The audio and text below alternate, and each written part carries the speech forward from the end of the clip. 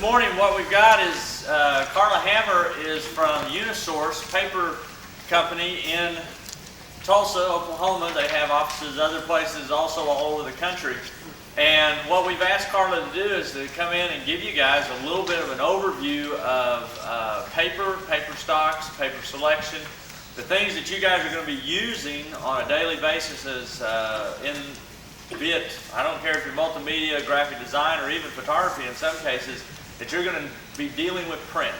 And one of the things that we thought we were missing a little bit to make sure that you guys were understanding was paper and paper selection. So Carla's agreed very graciously to come and spend some time with us today. And if you've gotten a chance, you've got a packet in front of you that shows you some things. She's going to go over some of that with you. But what I want you to do is give a nice round of applause to Carla Hammer from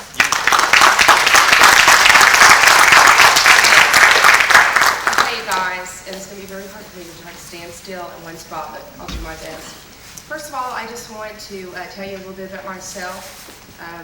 I have been a student here before. I don't know, I think a lot of you might know that. I spent a couple of years, and it was a great time in my life. I hope it is for yours too. But not only that, I learned a lot while I was here. I did graduate as a graphic designer, and I worked in that position and profession, and decided to go into paper specification. And I've been doing this for 6 years, and it's kind of cool because people that I went to school with, like you're making friends now, are my clients. When I went to school, my friends now are my clients. And I do business with all of them. I travel to Fort Smith, Arkansas, Fayetteville, Arkansas, and Tulsa. That's my territory. It's really rather large, but it's just, when you guys graduate and get into it, you're going to find out it's just an awesome profession to be in. And there's many aspects, and what I'm going to talk to you about today is just one of those elements that you can use as a part of your profession to become a better designer. It'll be a resource for you. And that is one thing that I really want to emphasize. When you become a professional, the more resources you have, the more value you bring to your company. And guys, this time, I'm not going to do the doom and gloom, but at this time, the economy, employers look at who benefits their company. So the more you can learn in all aspects to make you a well-rounded designer, the better. Okay, well first of all, I'm going to show you a video, and you're going to think, is this about paper making or is this a commercial? Well, it's kind of both. All my mills, I represent about 24 mills, paper mills. They're all up north, and they all put out a video of paper making, and I just selected the best one that I thought was most current. You guys are very fortunate because the one that I was showing previously, like a month ago, TU students got to watch, was from 1972, and it was really interesting. Yeah. And so anyway, this is a current one, but Story Inso is the one that put this together, and they are a coated paper mill, and you actually have one of their pieces, I believe. But what I want you to pay attention to is the process and the application to why it's important to what you're going to be doing. And just think, if you have any questions, we'll talk about that when the video is over. And I love questions. We don't have to wait till the end. If you raise your hand, or if you just want to yell it out, I don't care. I love talkers. That doesn't bother me at all. Matter of fact, the more we interact, the more that you're probably going to learn from this. Okay? All right. I'm just going to say the video. Okay, so you guys have seen a paper mill now. Believe it or not, that is like the biggest. One of the biggest questions I'm asked when you kind of go out into the design world is, when can I go see a paper mill? Can you hear me? But I got to tell you, there's so much about paper, and I know that before you're thinking, how can there be? But you're probably used to just looking at the white, the bond, the Xerox, whatever.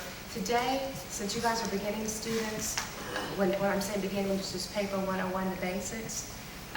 For you guys to start noticing the different papers and where they're used. And you may be just going, why do I care and why is this important to me? How many of you guys have designed a logo? Is anybody? Just a few of you? Yeah, I hope so, most of you. And you guys do know what logos are, right?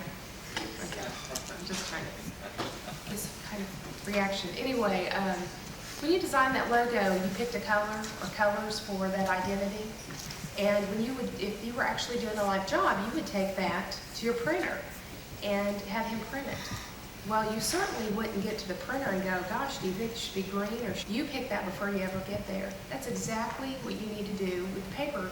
And hopefully I'm going to be able to explain why. The first major reason is it is a part of your design just as much as ink is. It can help you, for instance, if your client is on a budget and you only get one color. If you select paper, it colors. So guess what? You've got a two-color job, and you know you've added some razzle-dazzle to it for a very, as far as a cost, a very low cost comparably. You can add it for atmosphere. You can add it for the feel, the touch that you're trying to get across. If you're printing something with a lot of four-color process, you're going to want to use one kind of paper opposed to another. All those things you'll take in consideration. And the first thing I want you guys to look at is the pieces that you have before you. Each one of you should have one of these pieces. Have you guys got a chance to look over these? I'll tell you, when it comes to selecting paper and looking at it, a big part of it, besides the visual aspect of it, is the feel, the touch. Just looking through it. For those of you who have this piece, you guys look at that. Kurt, if you would, I know there's some extra ones. If you want to if you don't mind, just hand them out to the students, because I saw some of these pieces, by the way. I'm really just thankful that Sappy, which actually is a competitor at Store Inso, provided these. Both of these are coated paper mills, and we're going to talk about the difference between coated and uncoated in a little bit. But I just want you guys to kind of look over this for a second.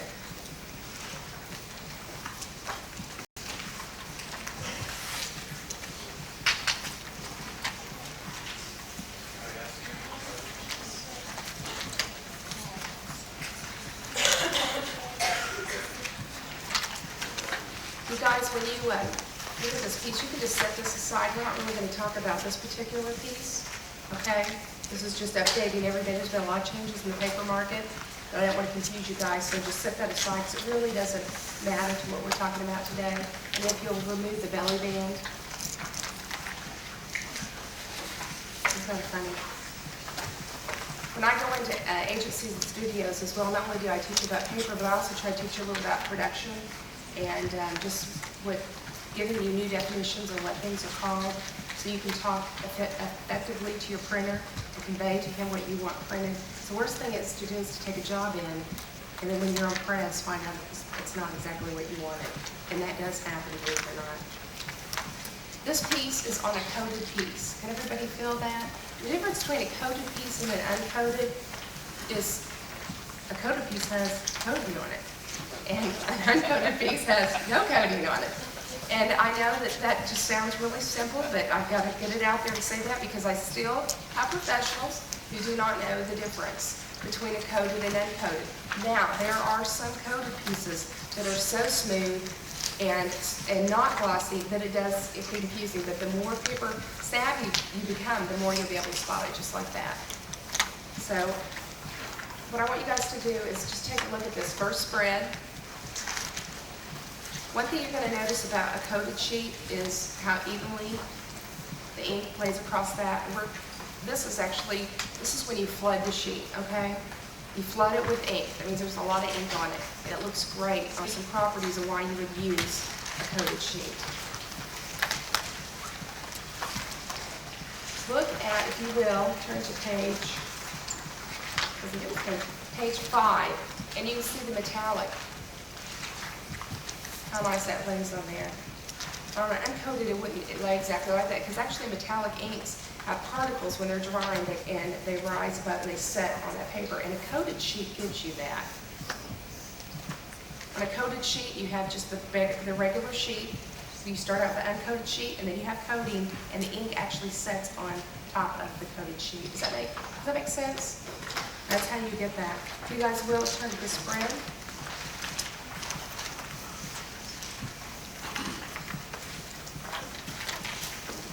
And I'd like for you to take a look at page 9. There's another thing great about paper samples. Not only are they demonstrating the use of their paper, but they also give you some informative information, such as binding.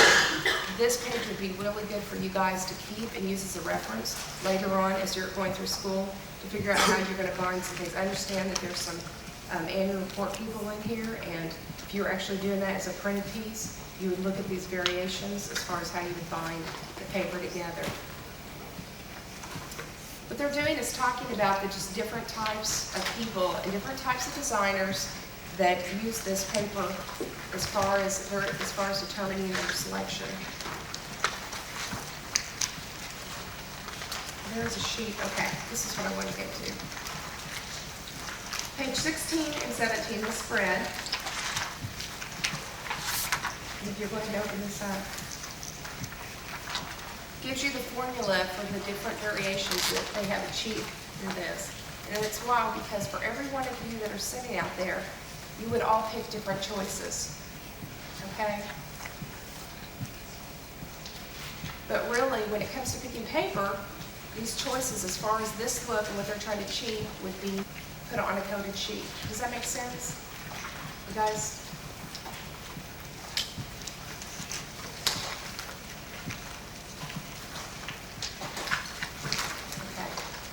And the very last thing I want you to do is look at the back. On all printed samples that you get, received, there's production notes. Come on in. There are production notes telling you exactly how they achieved what's printed here. As far as, do you guys know what PMS colors are? And screens and tints and halftones, and it tells you not a lot of them. A lot now. Well, good, you'll be using this later on. This will make a lot of sense to you. But it also, it's just as important as picking your paper and making your package. Now, before we go much further, you guys should have 2 loose 8.5 by 11 sheets. Okay, we've spent some time looking at this coated sheet, okay? Now, if you will, uncoated comes in, and we're going to take a look at that in a second, in a variety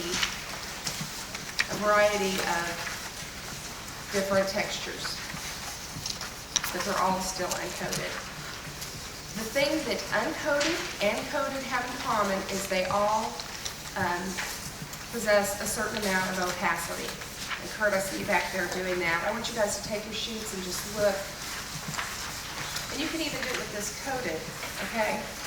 Just take a section of it and hold it up to the light.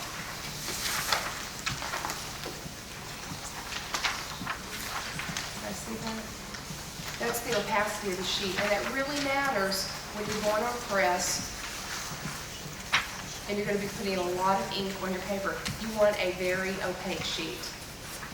Now, if you're trying to achieve a certain look or something, you may want to go with more translucent sheet or less opaque. Matter of fact, if you guys would grab your sheet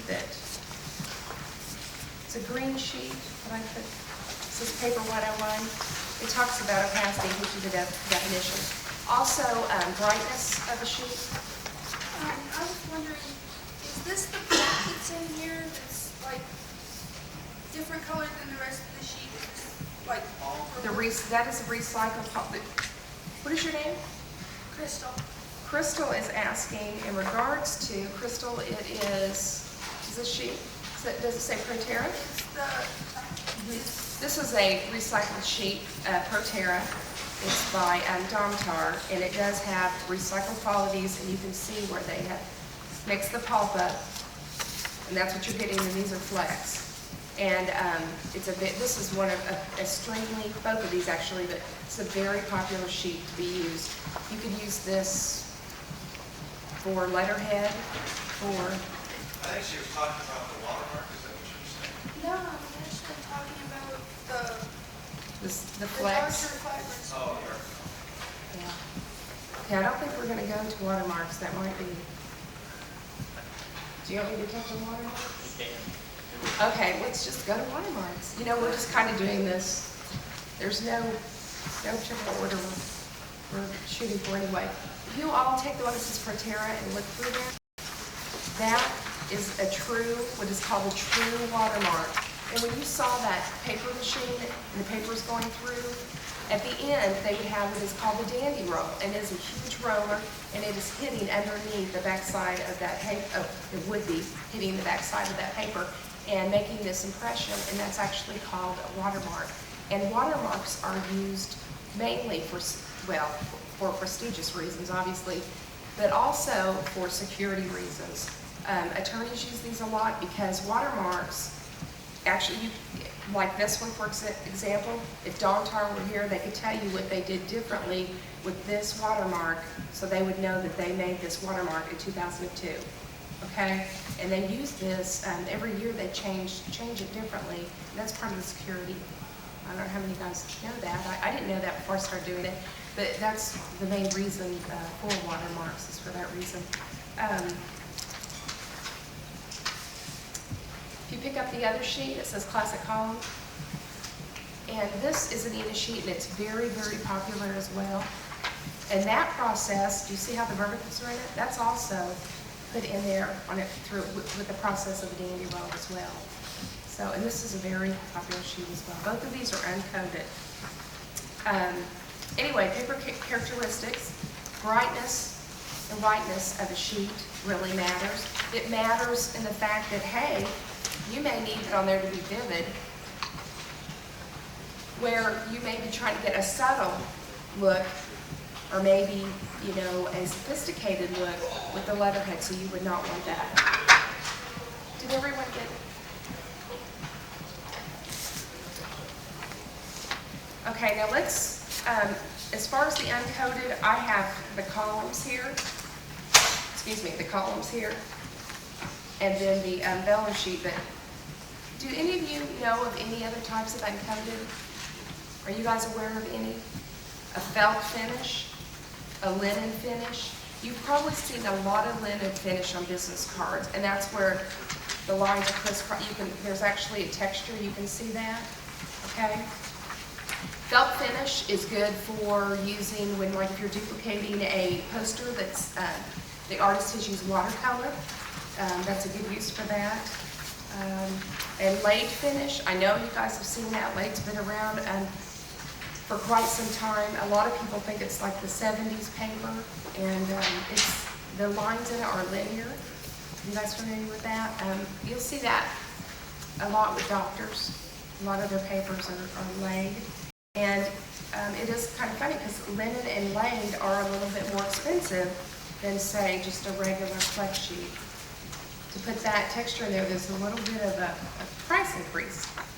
And then smooth, which you don't have a smooth in front of you. The closest it's going to be is your green sheet, actually, as far as the smooth. And then the super smooth, and this is pretty interesting. Have you guys noticed that super smooth paper that's coming out? It's real slick. Actually, do any of you use Epsom paper? That's considered a super smooth. And what has driven the market is designers needing that laser, an inkjet. But because before the standard pretty much was, is this sheet here, has somewhat of a little tooth to it, a texture. And as those started coming along, and people started having their own computers at home, well, those printers could only take the smoother the sheet, the better. So designers started using that. In effect, they would take these super smooth sheets to their clients, you know, like if you did a logo, and you took it to your client, and you wanted them to see it, and you got their little card, and they'd go, yeah, wow, you know, I really like that sheet it's on, can I get that? Well, the paper industry, the paper mills had to react, and so today the trend is dictated by all of that, and the smoother we can get it, which now we're calling it super smooth. I don't know how we can get it any smoother, but there's a possibility. That's what everybody wants, and thicker. It's the trend right now in paper is super smooth and thicker. I mean, if we could produce cardboard and sell it and run it through a printing press right now, I think I could sell it. And that trend has just been going on for about 3 years. 6 years ago when I started, I couldn't have told you what super smooth was. So it's just a recent trend. And then the columns, and then the vertical. I don't have an example of that, but you've probably seen it. It really kind of, there's a complete vertical linear finish in the paper, and you can actually feel it, where the columns, you can just see it. Did you notice that? Did you guys all notice that you can see it when you hold it up to the light, but really you can't feel it. In vertical, you can actually feel that finish. So that's a pretty awesome, rarely used, but awesome type of paper. Touching back on the coated, I just want to tell you, this, for example, is, and I'm going to have to read my notes because this is new, there is matte and gloss and silk used in, and this is a really good example. You guys will just flip open to the back of the page. You tell that this red is on a gloss sheet.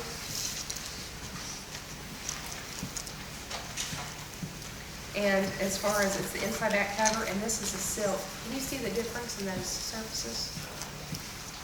Have you guys ever noticed that, the difference in coated surfaces? Yeah. There are so many. I just listed a few, and I'm sure it's growing as we're talking. Cast coated is something you don't have an example of. They actually use clay. It's expensive. Coated sheet that you can buy, and it's beautiful. If you're familiar with this paper, Smart Papers, they produce what's called, I don't have any smart books with me, and it's called Chrome Coat, and it's a very expensive paper, and that is used for greeting cards, for direct mail pieces, for very high-end. Okay, the red is glossy. There's just really no comparison to that. And then this is what's considered a gloss coated that we talked about. This is a silk coated. And then there's a dull coated, and I don't believe that we have a sample of that. A dull coated is really good for, it's used a lot in annual reports, and it's used mainly when you have a lot of type. If somebody's actually going to sit down and read that. Well, a lot of these pieces that you guys, I give you, that you'll see as professionals, you kind of want to have some glamour, but really the main reason for it is so the stock shareholders can read it. So you would use like a matte sheet or an uncoated sheet, okay, for that. C1F, does anybody want to take a stab at that? C1S? Coated one side. Who said that? There you go. This is your one? Your prize. Yep, thank you. And coated, or C2S is coated 2 sides. And you probably are wondering, why would I want to use a C1S opposed to C2S? A C1S, thank you, prize deliverer. A C1S would be used like, for example, if you have a reply, if you send this in the mail to somebody and they need to respond to it, you can't write on a coated sheet. And I'm going to step back. You can write on a matte coated sheet, but it's very, very hard to write on a coated or a silk or another. So what you would do is on coated one side, they would be able to fill out all that information and send it back. Now, did any of you guys know about our Directors Club? They should. Our Directors Club of Tulsa? I hope you know about it. Let me do a commercial for them. It's every third Thursday of the month, and it's really, really great if you guys show up, and you'll receive, if you think this is a lot of stuff, for those who've attended, I actually supply the bag and you take whatever.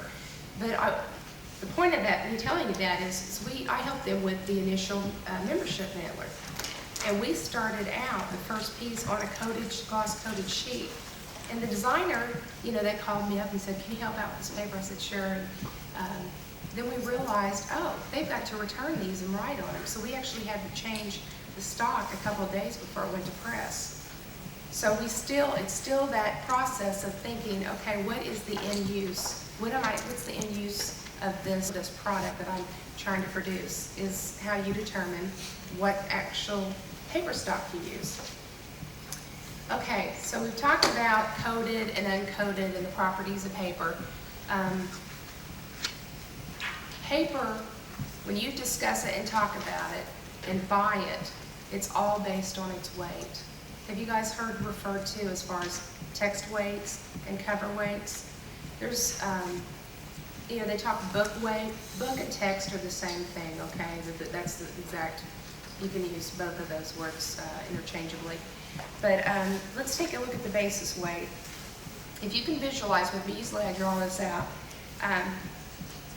It is like taking, and we're going to look at cover weights. If you'll drop all the way to the bottom of your green sheet, well, it's not green, but it really is. And it says cover weights, 20 by 26. That is what's called a parent sheet, okay? Now, you don't have to remember these sizes. That is not important.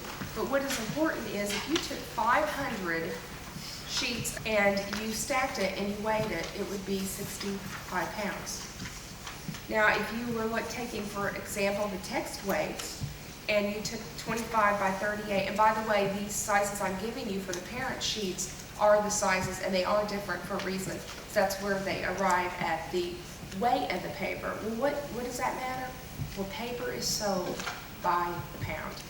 It's sold by its weight, and that's how it's priced. And so the bottom line is that, you know, whatever weight, if you're looking at, for example, if you were looking at a 24-pound writing sheet, which is this, okay, that's 24-pound writing,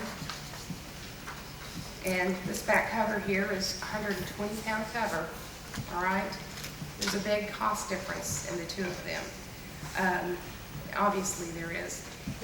For writing weights, if you took 17 by 22 sheets, 500 sheets, and weighed them, depending on if they're 20-pound or 24. Now these, by no means, are all the weights, especially if you look under cover weight and they're 65-pound and it says 0 pound.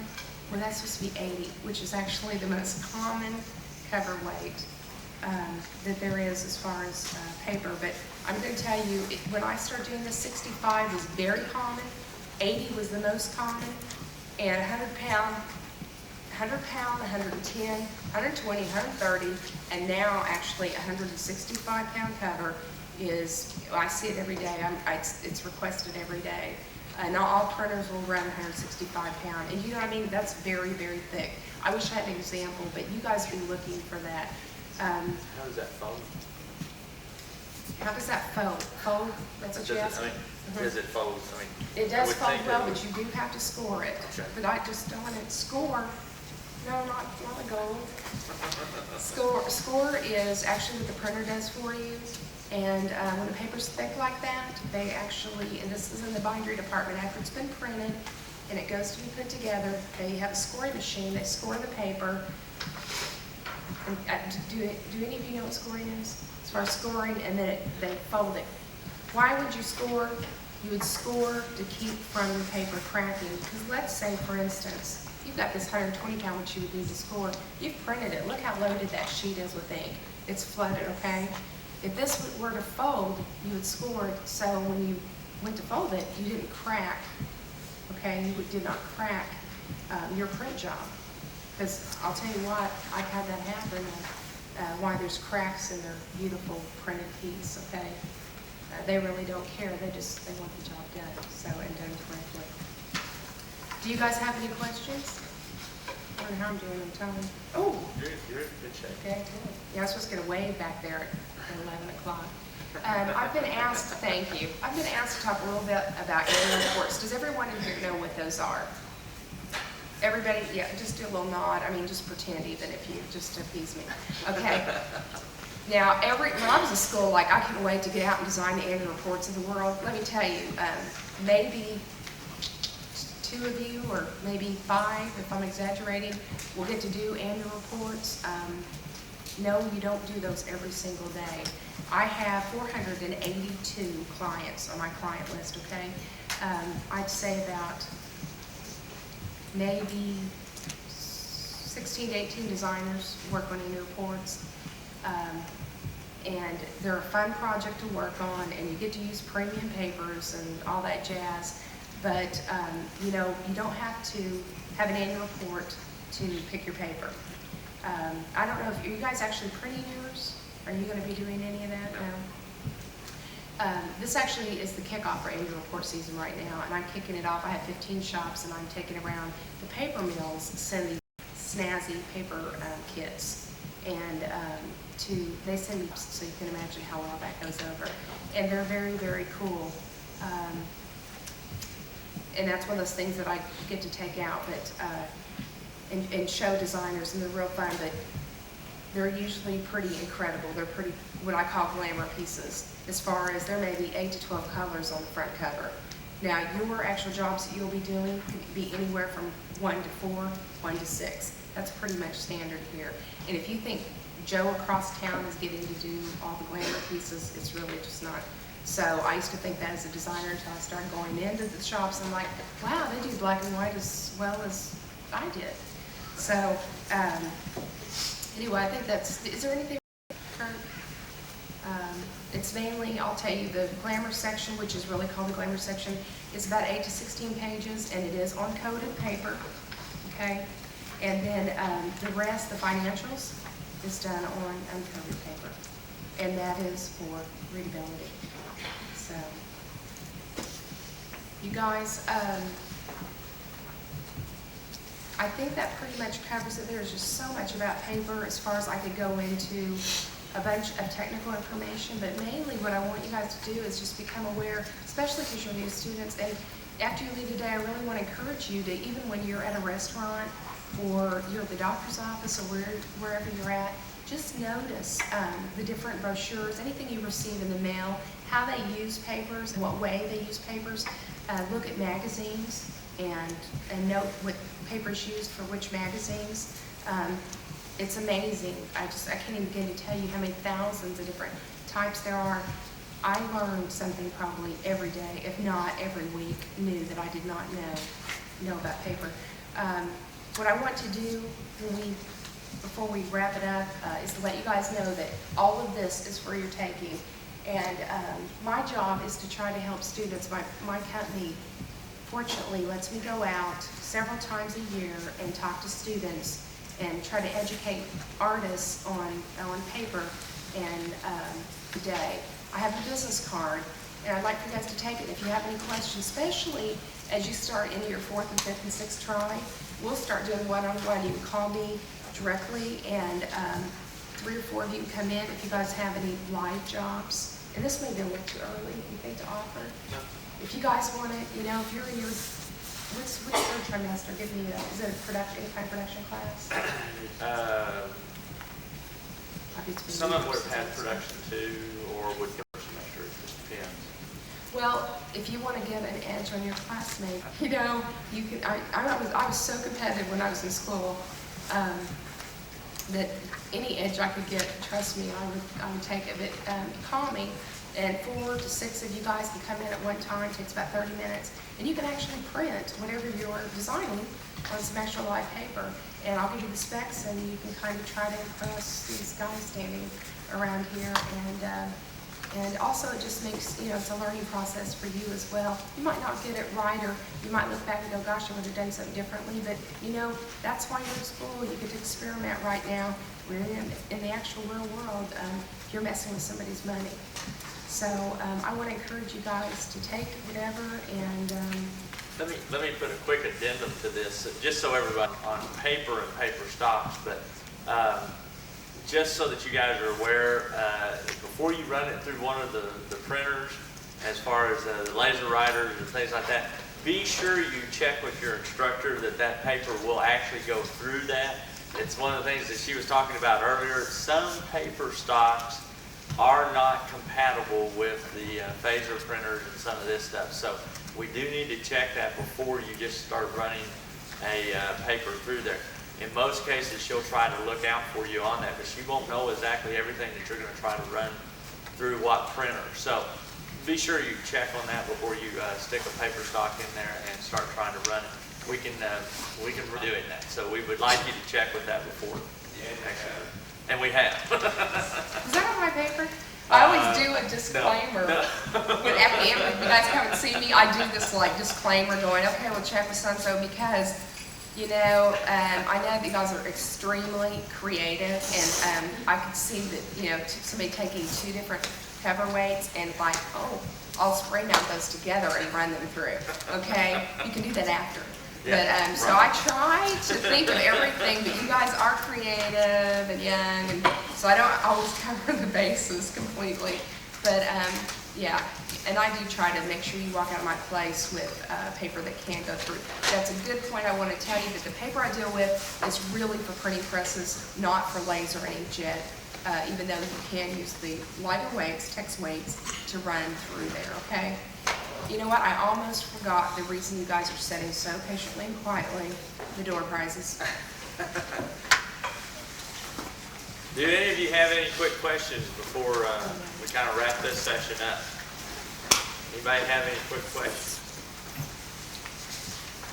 Okay, well, be sure you get your ticket stubs out. I'll do the Vanna thing if Carla will call them out. Okay, cool. You guys, I do want to meet you guys, especially as you, I'm on your advisory as well, but forgive me if I don't always remember yours. And if you just kind of remind me who you are, anytime you call me, if you'll tell me you're a OSU Okmulgee student, then, since I'm alumni here, my ears kind of perk up and I really listen. You draw it out and then I'll deliver. Oh, you're going to be really nice to me. Yeah, Thank you. yeah. 6829749.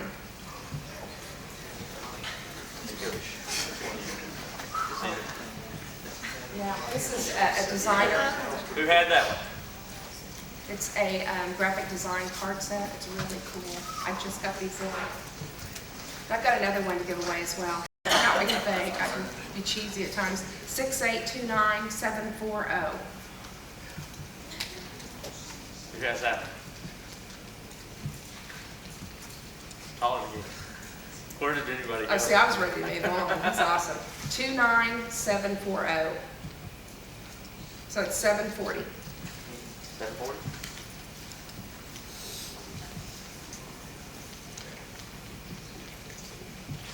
And the grand prize is, how many of you guys heard of the Black Book? It's a great reference. Don't cut it up. Yeah. It's not a black book, but it is. It is. 765. That's actually the job you're supposed to do. Yeah. Okay. Wow. 767. I didn't see anybody leave, so you guys are asleep. Is it yours? It's mine. There you go. Cool. You guys, thanks a lot. I appreciate you and your attention and your time.